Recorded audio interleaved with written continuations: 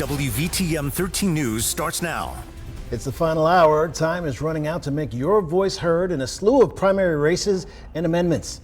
Happy Election Day, and thanks for joining us at 6. I'm Guy Rawlings. And I'm Carla Wade. Nominees will be decided today in several important races from governor to U.S. Senate. We have continuing coverage over the next several hours. We have team coverage on all of the angles, from here in the studio with our political analysts giving their take on the final hours of campaigning. And out in field, our journalists are joining us live at watch parties in key races. But first, let's get out to WVTM 13's Bryce Oselin. Yeah, Bryce, you've been visiting those polls throughout central Alabama all day long. With only an hour left, how are things looking out there, and have there been any issues that you've been told about?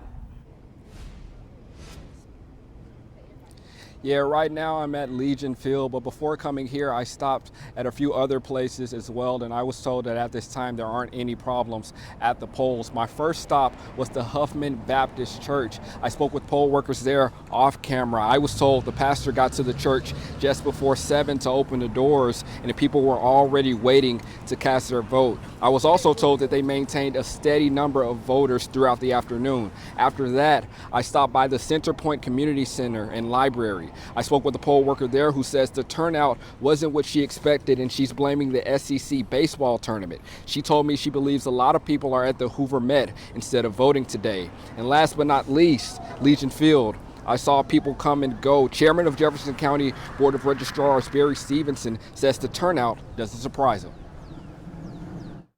It's about what we expect. Again, this is anecdotal, what we're hearing back from the precincts, looking like it's going to come in between 22 and 25%, which is what we projected. We'll have to see how many absentee votes are finalized in county. We won't know that till 7 p.m. tonight. And the polls will close at 7, and if you're in line by then, you still will be able to vote. Live at Legion Field, Bryce Oselin, WVTM 13. Bryce, thanks. But when polls close tonight, our team will bring you live results as the votes come in. Don't miss out on knowing what's happening in your community. Download our app and turn on alerts. You'll get notifications straight to your phone when races are called. You can also track the races online with our live results coverage all night long. All right, it's been a great day to get out and vote. Let's get a quick check of first warning weather. Yeah, lots of sunshine and a lot of heat. Our chief meteorologist, Jason Simpson, is here with us now. Jason, what do we need to know right now? Well, statewide, there have only been a few isolated storms today, a couple up into Tennessee too, but nothing around Tuscaloosa. And it's been pretty hot today. Made it into the 90s in T-Town this afternoon. The view downtown and over toward Bryant-Denny looking good. Just a few fair weather clouds looking back toward Tuscaloosa from Vance. As the sun gets ready to go down, we're still at 88 in eastern Tuscaloosa County, and in West Jefferson County around McCalla at UAB Medical West, it's 86 with a variable wind and a lot of thick humidity that will turn into more scattered storms down the road for us. It's 84 in Helena, 89 at Cahaba Heights, and 87 in Hueytown. Clay at 88 in northeastern Jefferson County. And tomorrow, here's how the weather's going to shape up for us. A few showers and thunderstorms are a possibility early in the morning. I don't expect a lot of rain early, so don't cancel any plans over this, but there could be a brief shower around midday. Slightly better chance tomorrow afternoon with highs getting into the mid and upper 80s, and it's going to be sticky. And instead of putting a time frame, look, once this sets in for the season, it rarely breaks for more than a day or two. So the humidity, the stickiness, that's here for a while. That's also going to mean a good chance of scattered storms, especially through the weekend. And total rainfall, it's going to vary a lot over the next 7 days, from a few places getting a fraction of an inch south of Birmingham to some spots getting more than 2 or 3 inches to the north. We'll show you how that's going to stack up and which days offer the best chance of rain in the 7-day forecast. Jason, thanks. And traffic not causing too much trouble. We do see a couple of accidents out there. The first one being 65. This is right near Green Springs Avenue, exit 258. Just some minor delays there. Highway 280, of course, looking pretty busy. Just normal rush hour commute. We did have an accident in the Trussville area that has since been cleared. Still traffic a little slow moving at this point. We'll keep you updated with any changes throughout the evening. Brittany, thanks. The frontrunners in Alabama's gubernatorial primary races voted this morning. On the Republican ticket, Tommy Tuberville was in Auburn. And on the Democratic ballot, Doug Jones voted in Mountain Brook. And of course, a lot of people talking about this race and that Republican race. Will anyone be able to actually force a runoff with Tommy Tuberville? The former Auburn football coach and current senator remains the front runner for the Republican nomination. His challengers include Ken McFeeters, who's questioned Tuberville's residency, and Will Santavasi, who has no prior experience in elected or appointed office. The race is shaping up as a test of whether Republican voters continue to rally behind a candidate closely aligned with President Trump. And WVTM 13's Michael Higdon is live over at Vulcan, where the Tuberville campaign is tonight, and she has been covering this race for us. Michael, what's going on there?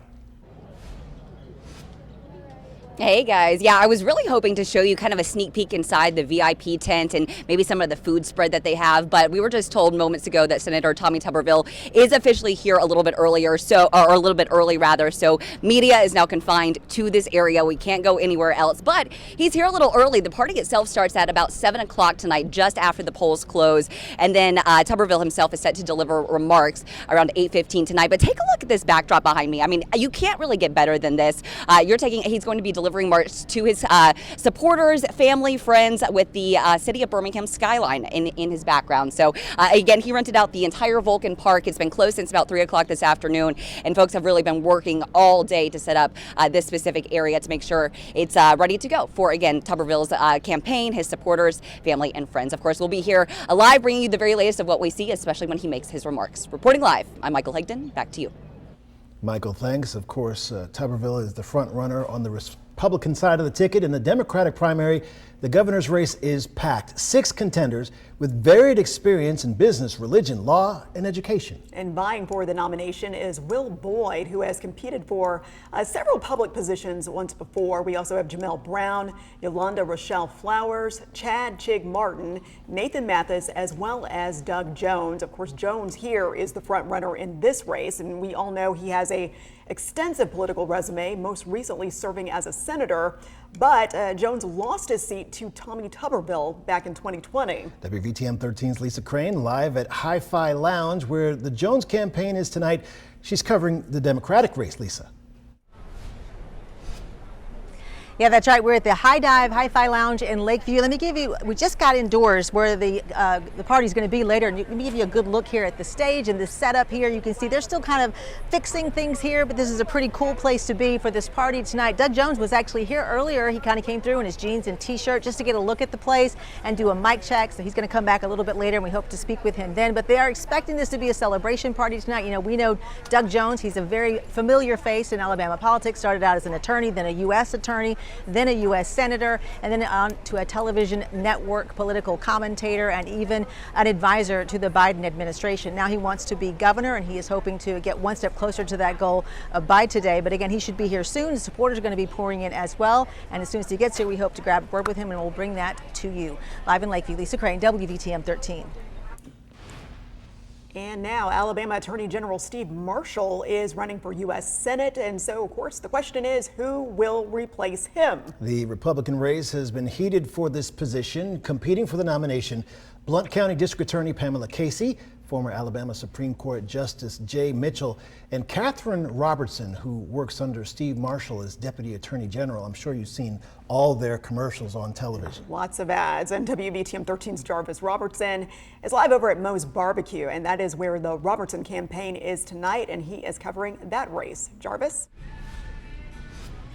Yeah, Carla, right now the campaign staff, they are working to transform this space, make it look like a Catherine Robertson headquarters. They've placed many signs since the last time I spoke with you guys at 5 o'clock. Now, according to Robertson's campaign, she has worked in the AG's office for nearly 10 years as the chief counsel to current AG Steve Marshall. Now, as you guys mentioned, he is running for the U.S. Senate seat. I want you guys to take a look at some video. We were able to capture this morning outside of the Metropolitan Church of God. That is where Robertson and her husband went to vote this morning. Now, just like many of the Republicans across many of the campaigns, she points to her support of President Donald Trump plenty of times against fighting against President Biden when he was in office as well. Now, looking at this campaign, she was able to raise $4.4 million. Compared to her competitor, she has raised so much more money. Jay Mitchell coming in at $3.8 million.